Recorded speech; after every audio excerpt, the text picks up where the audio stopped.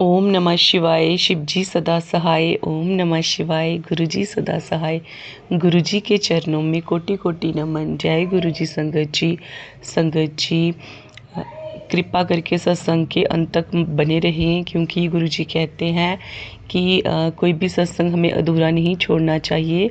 हर सत्संग हमें पूरा सुनना चाहिए, क्योंकि हर सत्संग में हमारे लिए ब्लेसिंग होती है। हर सत्संग को सुनने से हमें अपने सवालों के जवाब मिलते हैं और हमारे बहुत से कष्ट गुरुजी सत्संग के माध्यम से काट देते हैं।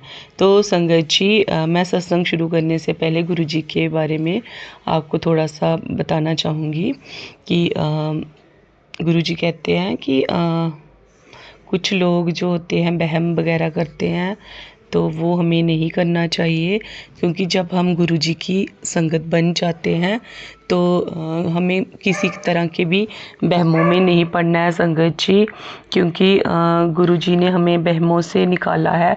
हमें किसी भी रिचुअल में नहीं डाला, किसी भी वहम में नहीं डाला।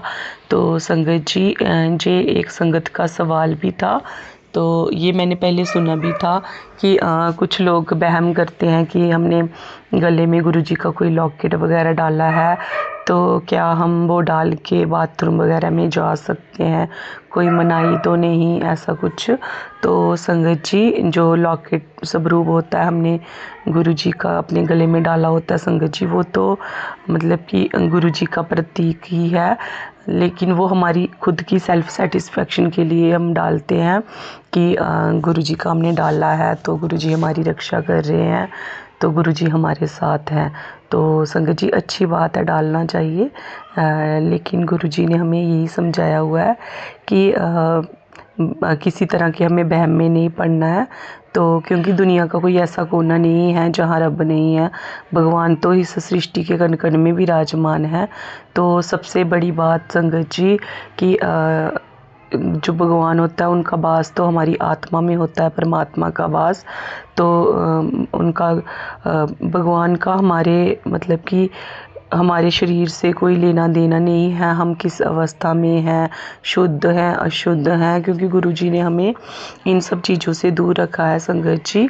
तो इसीलिए हमें कोई भी तरह का वहम नहीं पालना चाहिए। तो अगर हमने कोई लॉकेट वगैरह डाला है तो आप डाले रखो, कोई प्रॉब्लम नहीं है उसमें संगत जी।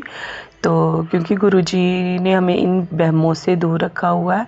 तो क्योंकि संगत जी, जो इंसान आत्मा से गुरुजी का हो जाता है, जो पूरी तरह गुरुजी को पे सरेंडर कर देता है अपनी लाइफ को, तो संगत जी वो इन चक्करों में नहीं पड़ता, इन मतलब कि उसके मन में इफ वट नहीं